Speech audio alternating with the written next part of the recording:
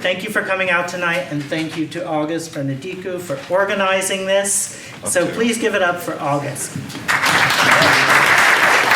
So before we talk about the theater of the ridiculous, I was hoping you'd kind of paint a picture of the culture and society back then and the draft checking the box and what that meant long term and kind of what created the environment. Okay, I think we had this conversation a little bit. I mean, I always find it sometimes cloudy to look back 50 years ago from 2020, knowing what we know in 2020, to try to understand what 1965 was like. And with the theater of the ridiculous, you also have to understand, and we've talked about this, John Vaccaro was 10 years older than we were, or 15 years older than we were. 20. So was Andy Warhol. Ronnie Tavell wasn't that much older. Jack Smith. These were all boys from the Midwest who grew up in working class families, immigrants, very macho environments, and they were sensitive, artistic. They were fags. So they grew up in the 30s and the 40s, and the big influence in their life was movies. They lived. I mean, I think there was in my life too. Movies was everything. It was like Technicolor. So. Anyway, that's the environment they grew up in, and they all flocked to New York City to create new lives. But in 1965, 66, you have to remember what was going on with. I have this book at home, the Village Voice Reader. And it's really interesting because it's got these two essays. One's pro-gay and one's anti-gay. And let me tell you, in 1965, homophobia was not considered strange at all. They did not like gays. There's the whole thing about the fags taking over the fairies taking over the village. How dare they? And blah blah blah. And they'll never have any kind of movement because they can't. They're dainty and they're not going to get together and stand up for themselves. So that's kind of, and then there was Vietnam going on, of course. And every gay boy in the 60s, right, Dana? You had to decide. Are you going to check the box? Because if you checked the box, you were an alleged, you were mentally ill. You were officially mentally ill by the government, and it went down in black and white. You were now undesirable. You were mentally ill, and I checked the box because I thought, fuck you, I'm not going to lie to you in order to go to your war. But anyway, there was that kind of pressure too. But in the meantime, it was a lot of fun. I mean, because it was kind of a secret life, and there was the bars were fantastic, and there was a community. And once you got into that community, it was embracing and it was exciting because it was hidden and strange. And I'm getting off the subject of the ridiculous, but so for me, what started all this was, I think it started with Jack Smith. Jack Smith was a performance artist and a filmmaker. He was a big influence on Warhol because of his films, and he was a big influence on John Vaccaro. John worked with Jack, and then I'm trying to get to the history of the ridiculous. Yeah, but you can't leave Ron Rice out of it because Ron Rice's films really influenced. See, I don't know Ron Rice. Agosto.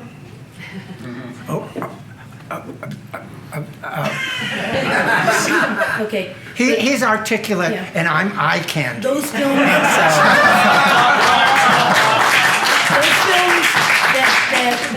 that Ron Rice made with Taylor Mead. Okay. So those really influenced. Like suddenly Jack and everybody was like, oh my God, we can make it, including Warhol. So, there's always more, and there's always someone who's hidden. Right, but the one that really shouldn't be hidden is Ronnie Tavell, of course, right. Because Ronnie Tavell worked with Andy in the factory writing the screenplays for the movies. So they were where they made a few movies, and then there were a couple movies that Andy didn't want to make. So he went to John, who had worked with Jack. John was in Normal Love. And I guess John wanted to direct. So they staged these plays, and that was the beginning of the Playhouse of the Ridiculous. Our position has, we've gone position- beyond the absurd. Our position is absolutely preposterous. But that's all Ronnie. No, absolutely ridiculous. No, I think actually it's preposterous. I've got it written down right now. Yeah. No. Oh, I just wanted to interject that wherever these people were across America, one of the things they worshipped was Maria Montez, the queen of Technicolor. And she inspired Jack Smith, John McCarroll, Ronnie DeVille, and a lot of queer people that was our escape into the Arabian Nights, and that we could be that heroine that's rescued by a big, strong man who is also a prince, and you'll end up in a castle. Like a lot of us. So let me try to rephrase the question. We Do have you gone beyond the think? absurd. Our situation is absolutely ridiculous. Okay, We so have two different manifestos. okay, so let me rephrase this. Do you think there's something lacking in gayness now that is no longer secret or hidden, like you mentioned? Oh, maybe we jumped all through? Well, Isn't that coming at the end where there's a Q&A? Save it. this was all about defiance, irreverence. It was about standing up and speaking for yourself. It was about, I mean, and a lot of this, it wasn't just queer culture. A lot of the 60s was about becoming who you are, do your own thing, sexual revolution, women's liberation. Drugs. Well, drugs helped, that's for sure. So it was throwing off the mantle of what had come before. So that doesn't exist now in quite the same way. A lot of what people were standing up for has been accepted. So and to my thinking, and this is just the way I am. We were running away from traditional norms in society. We didn't want to be like our parents. We didn't want to get married. We did not want to have children. We wanted to create our own paths. I don't see that in the gay community anymore. I see people wanting to be part of the middle class. We were running as far away from the middle class as we possibly could. We wanted nothing to do with it. So now I see people wanting to, get married and have kids and have a little white picket fence and Be in the army. be in the army, all those things which we were appalled by. I mean, we just, no, that was not for us. So yeah, I think that's different. And the excitement of being, I don't know, I'm old, so I don't know, I'm not excited about being gay anymore, but it was those bars that Dana and I went to college together in Buffalo. Dana introduced me to the Playhouse of the Ridiculous. The Eagle Inn, the Blue Chip Inn. When you walk through that door, it was like, whoa! I mean, it was really something. And everybody thinks everything started with Stonewall. Well, let me tell you, when I was in Buffalo, there was a lot going on. In Rochester, Martha's was a bar that was in downtown Rochester, big plate glass windows. It had been there for 25 years in 1965. Martha was very well connected. Nobody bothered Martha. And people, and you went to these bars and you met women that lived as men and men that lived as women and drag queens and preppy boys and glamour dykes and both, but people didn't make such a big deal about it. They just kind of did it. And that you didn't have to box yourself in, and you didn't have to stay there for the rest of your life either. You could, and I see now people, we're so bent on categorizing everything and naming everything. I don't think that's an advancement. So, It's not queer.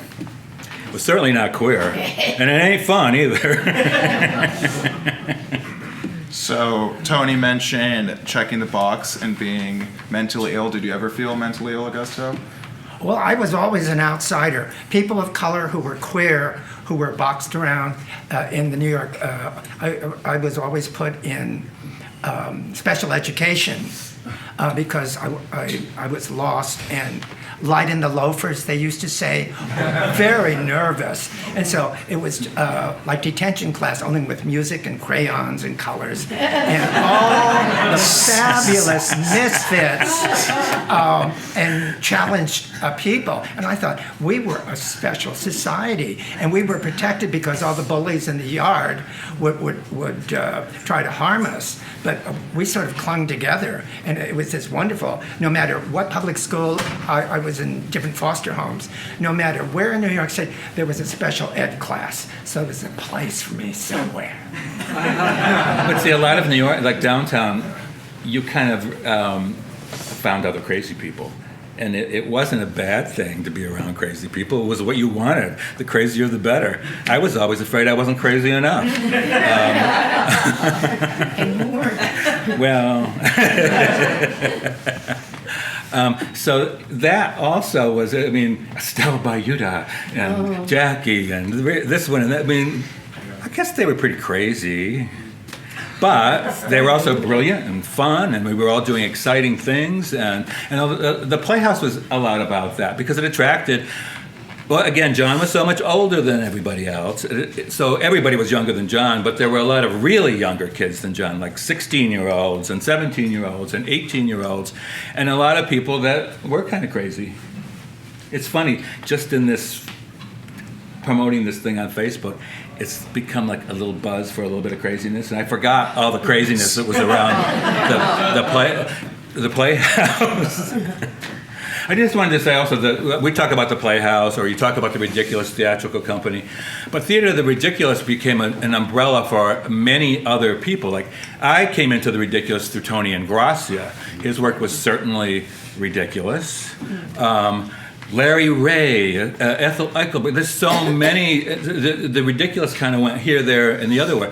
Now, Charles Ludlam's company became fairly successful in a more mainstream way. So a lot of people think when you mention the ridiculous, you're talking about Charles. But Charles was an actor in John's Playhouse of the Ridiculous, who was then fired, and took half the company with him to create his own company, the Ridiculous Theatrical Company. So there's all sorts of, Debbie Harry worked in The Ridiculous. Patti Smith worked in The Ridiculous. Patti was with Penny and Jackie in Femme Fatale, directed by Tony Ingrassia. David Johansen worked with Charles Ludlam. A lot of us, there was all this mixing and crossing and crisscrossing, and it was a community. The cross-pollinization of the misfits that had to express themselves in some manner, way, shape, or form, just not performing on the street, being louder than the queen next to you that's dishing. Yes. And so the natural gravitation, there's some place we could do this. And not even in an after-hour bars or a sex club, you could be grand until they said, people are trying to have sex here.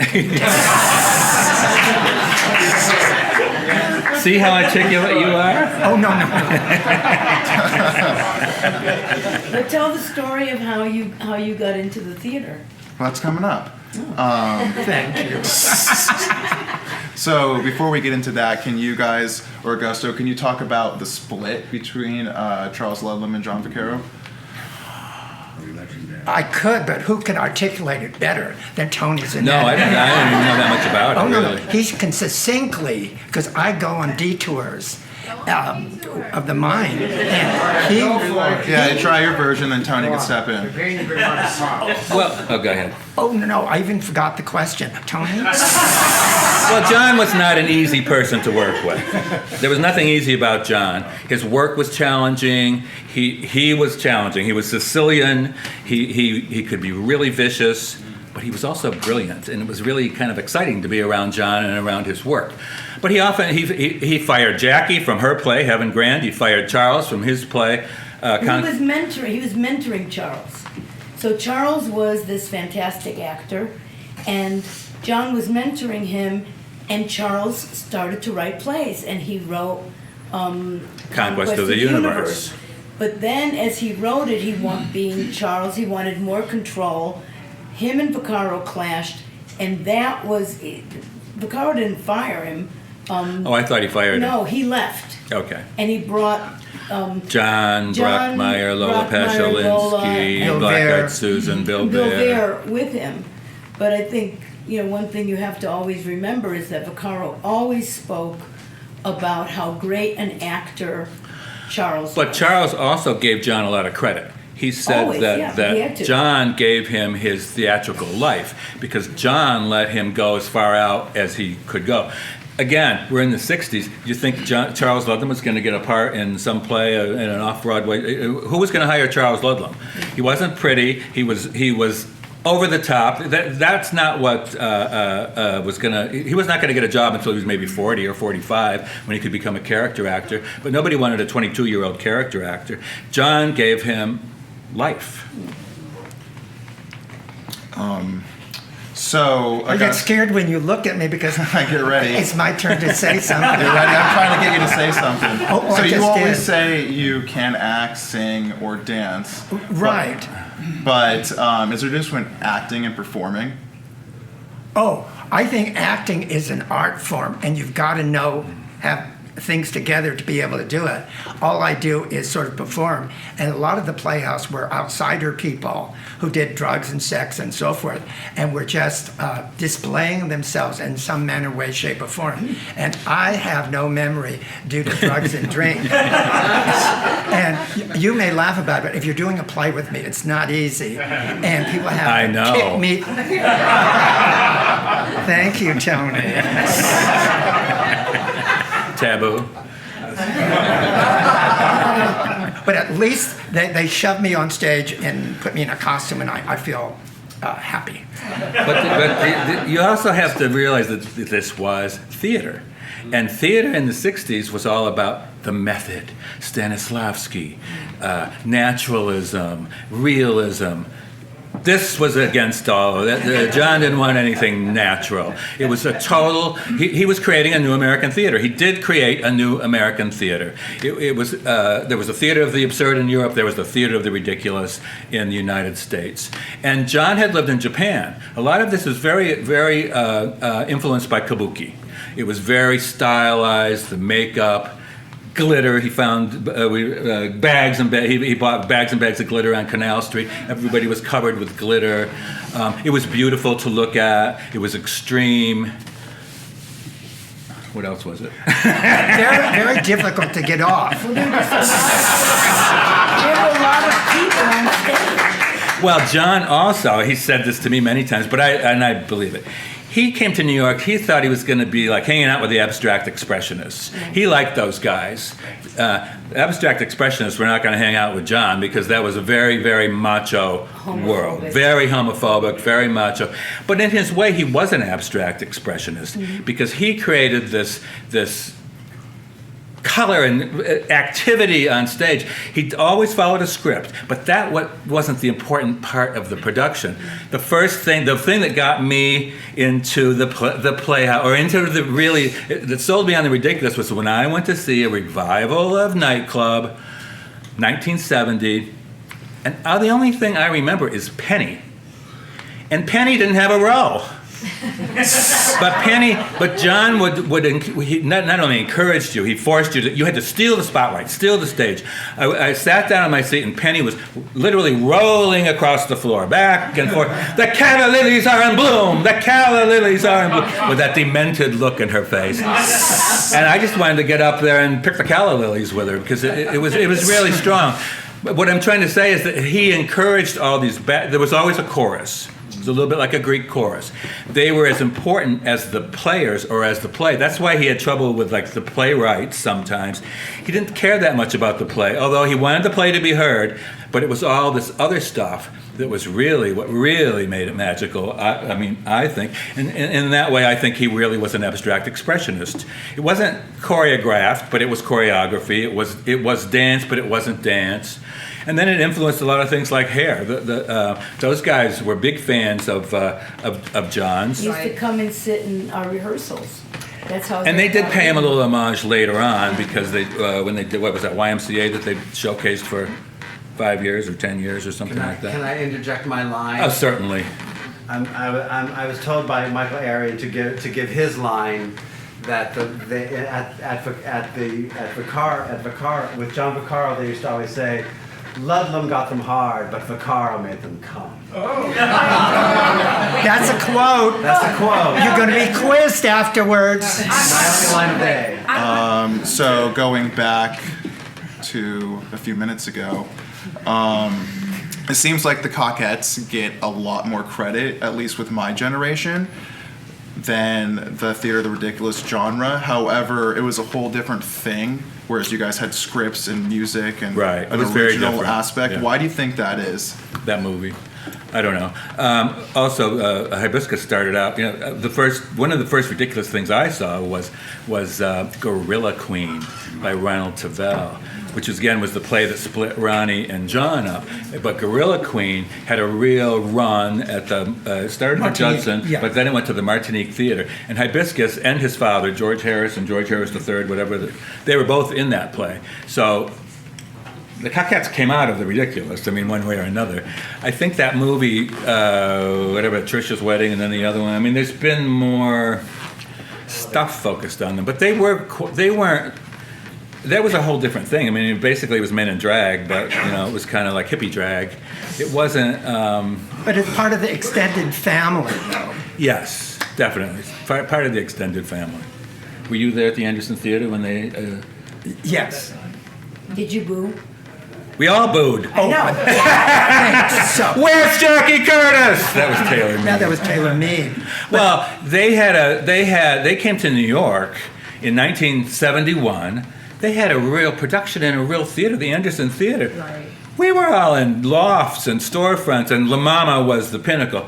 Suddenly, these queens from San Francisco are there, and it's a 300 seats, and people were kind of pissed. And then we saw what we were willing. They had no show. They had no show. It was like a bunch of. I'm sorry, Adrian. The costumes were nice, but there was no show. It was like. Oh, I want to say, I was bicoastal, not bisexual. And so I was part of the Cockettes and so forth. And thank God I don't have memory cells, because there were fabulous things to remember that other people tell me about. And I believe them. And of course, Adrian has the brain cells. And he was a Cockette, weren't you? Yes. Yeah. And so he knows a lot of truth. What was the point of my question? I don't know. Okay. There were also other groups. There was the Bonbons in Los Angeles. They were from Milwaukee Whiz Kids originally. in Seattle. Yeah, they were all, and it was all over the world. People talk about Bowie and being influenced by the ridiculous, but David worked with Lindsay Kemp. Lindsay Kemp was doing not the same thing, because he was really more of a mime, but he was influenced by kabuki in the same way that John was. And it was all this new form of, it wasn't pure. You could grab from this, grab from that. It was circus, it was carnival, it was kabuki, it was Shakespearean, and you put it all together and created something new. But this was happening worldwide at the same time. So you mentioned Glitter earlier, and now David Bowie. You were David Bowie's tour manager, I believe, for 3 years. Something like that. Can you talk about the Theater of the Ridiculous impact on music and culture and art? Oh, yes. I told him. He'll tell you. Well, that's always hard to talk about, because are you talking about style? Are you talking about, what are we talking about? Really, what we're talking about,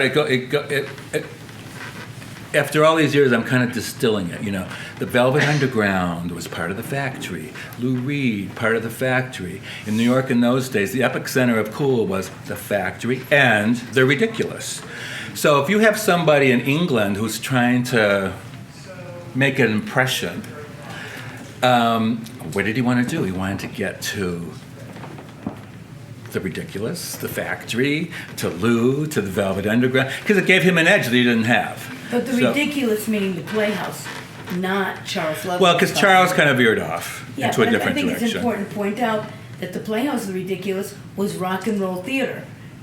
That was the first theater And that had a band bands. on stage. Right. It So- did have bands on stage. There you go. And plus, then if you fast forward a little bit to 1973, maybe two, I'm talking about the Mercer Arts. David Johansen, The New York Dolls, and 71. who else? Ruby Lynn Rayner, Ruby and the Rednecks, Wayne County, Elda. Elda, Eric Emerson, who covered himself from head to toe in glitter. All of those bands in the early New York rock and roll scene came from the ridiculous. Including the Stilettos, which went with Well, Debbie going on to Elda made our costumes in World, And Debbie lived upstairs from Tony and Gracia on Thompson Street, and he coached the Stilettos. He coached Debbie for years. He went on tour with Debbie. She gives him a little credit in her book. And Debbie and Blondie were the band for Vain Victory. When Tony and Gracia did a revival of Vain Victory Act 1 in 1975 or 76 in an art gallery. Yeah. And Debbie was in it. She had a role, Juicy Lucy or something, whatever. And that was one of the first public performances of Blondie. And Debbie did something I probably told you. You know, and Gracia was like, very much like, and Gracia directed Pork. He worked with, anyway, I won't go in. He's kind of not acknowledged as much as he probably should have been. But he was just as difficult to work with as John Vaccaro. And he's ranting and raving, he's yelling at the band. And Debbie, she's the only person I ever saw do this. And she didn't do it in front of anybody. Well, I was there because I was there after. She very coolly and calmly went up to Tony after. She said, don't ever talk to them. I mean, she like laid it out for him not to talk to them that way. And I was like, wow, she's something else, because nobody dared speak back to Tony and Gracia. And he listened. I was reading that John Vaccaro also had a confrontational directing style. Can you talk about that a little bit? God. And do you think that could exist? Do you think that could exist now from a director? Taboo, where are you? Well, my favorite moment was one of my favorites. There were a couple. Nightclub. I did a revival of Nightclub, and Jamie Andrews brought me into the play, and Joe Pichette and I were rehearsing. The choreographer was there, Carolyn Lord, and she's rehearsing. She's trying to teach us this dance scene. The first time, neither one of us are dancers, but John is screaming at us. She's trying to teach us the dance, and he said, louder. But he wants a full-out performance at the same time. It's probably the third rehearsal. And then all of a sudden he turns to Jamie and he said, I thought you said he could act. That was John's directing style. He would pit you against, one against each other. You know, he used psychological warfare on the people in his company. Well, it worked. Can you tell the story you told me Monday about what happened to you? That long ago, I'm supposed to remember? Oh,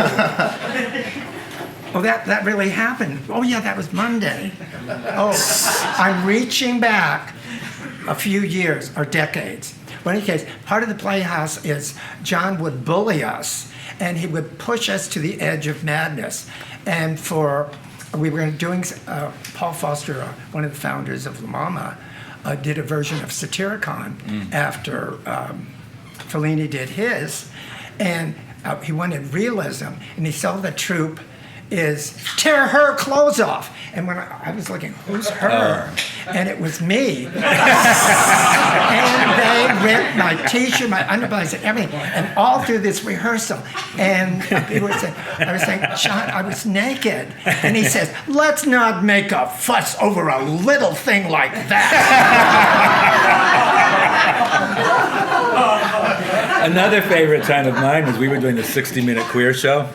And John played himself in the 60. He's the director. It's part of the script, the 60-minute queer show. And John always would invite friends to the tech dress rehearsal.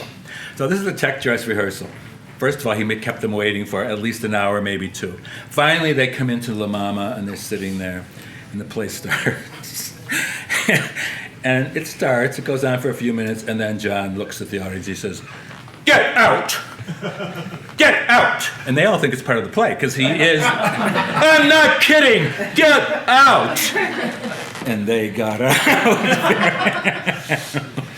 So do you think that could exist now on Broadway or off-Broadway? Well, it didn't exist then on Broadway or off-Broadway. This was not Broadway. No, but Broadway has finally absorbed everything that was done from the 60s is now, you can see multimedia and all this business and interaction and no fourth wall. And but, it's boring.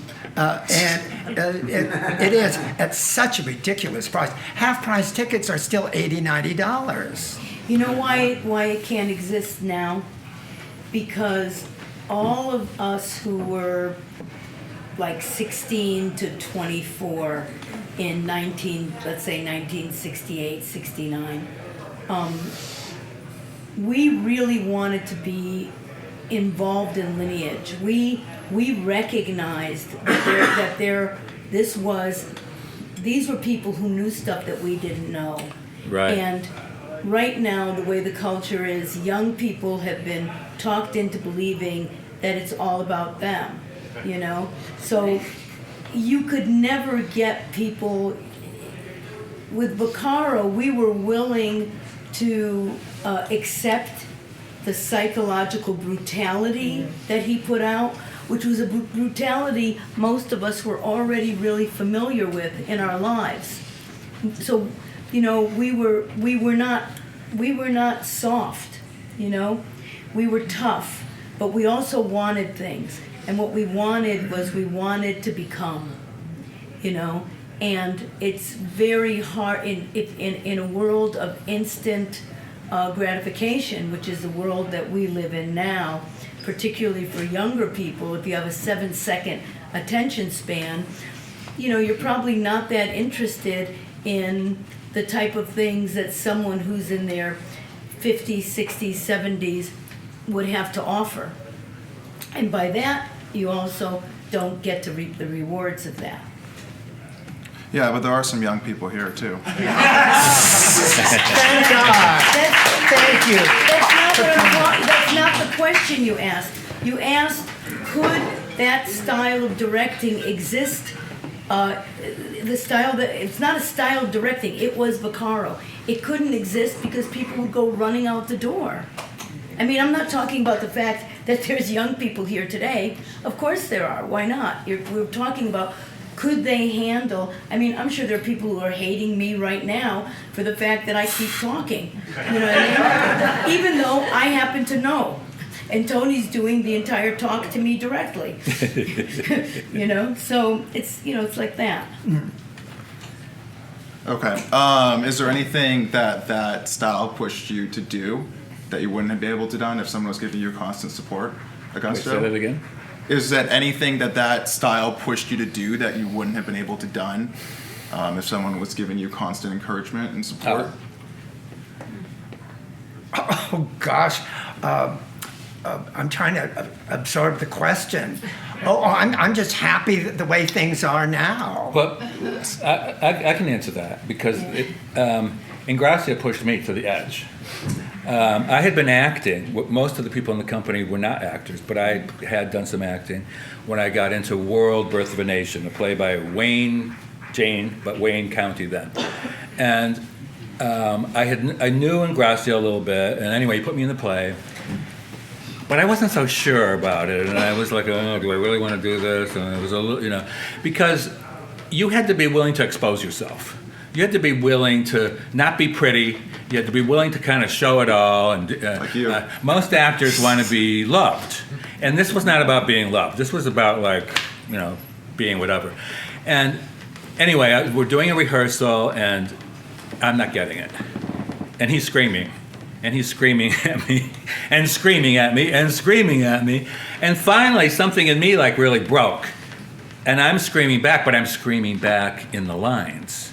And the minute I screamed back with that line, I had it. I had the character. And from that moment on, I really had the ridiculous style, and I could do it. But until then, I just couldn't. He just pushed me into it. See, but that's the only support that existed. The only support that existed was in going all the way out.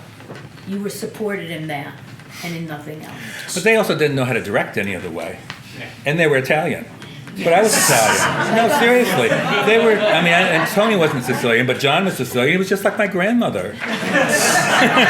This was not foreign to me. I wasn't scared by a little yelling. That's what I grew up with. It made me feel comfortable. What is the ridiculous style that you mentioned? The Maybe style? Augusto. Go ahead, Augusto. Well, no, I mean, I transfer all my brain cells over to Tony, so he'll articulate it. No, you got this one. You can do it. Oh, no, I can't. Well, it's not that hard. It's not that hard. It's very broad and over the top, really. It's not natural. It's not realistic. You're not trying to convince anybody of anything. It's not subtle. It is performance. It's not subtle at all. Well, John was the first person who used the term performance. In 1968, he said, "This is not theater, this is performance." We have it on film, on a BBC special interview that he did.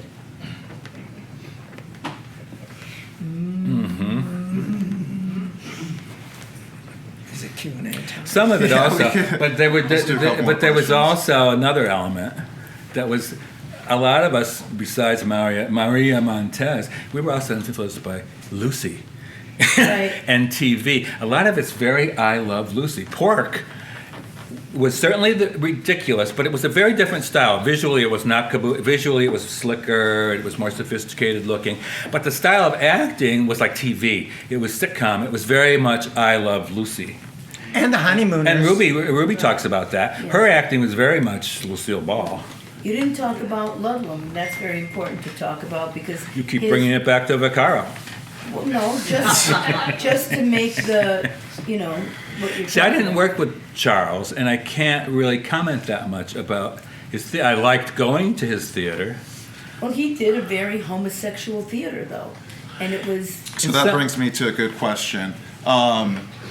Do the men playing drag queens have to do anything with being homosexual in the plays? I don't really think so. No. And I think a good example is Charles and Camille. If you saw Charles, Charles was not a pretty man by any stretch of the imagination. And when you think of Camille, you think of Greta Garbo. Charles was brilliant as Camille. And you totally bought him as this beautiful courtesan Camille. That's what made it ridiculous in a way, but it was heart-wrenching. You really could feel it. And in a way, you could see it better. Because you weren't seeing a beautiful woman. You were seeing an odd-looking man doing this, and he was really doing it. Did you ever play a woman in a play? Oh, I think that's what I was always playing. Even when I was doing male drag. What part of yourself did you channel to do that? Oh, I don't have. Or was it just natural? I'm as deep as a thimble. Whatever comes out, what you see is what you get. I just played the Whore of Babylon in an extravaganza by Taboo. Yes. And I don't mention that off the cuff because and one of the things I liked doing about that play, he may disagree with me or be whatever, but that's Taboo's doing ridiculous theater. Yeah, absolutely. And Taboo's style of directing wasn't that different than no, seriously, it really wasn't. But the other thing that really fascinated me about working with you was your process. Because it was so similar to Ingrassia's process, where we were following along, like doing a script or whatever, and then all of a sudden he'd have an idea. Oh, let's do that, do this or do that.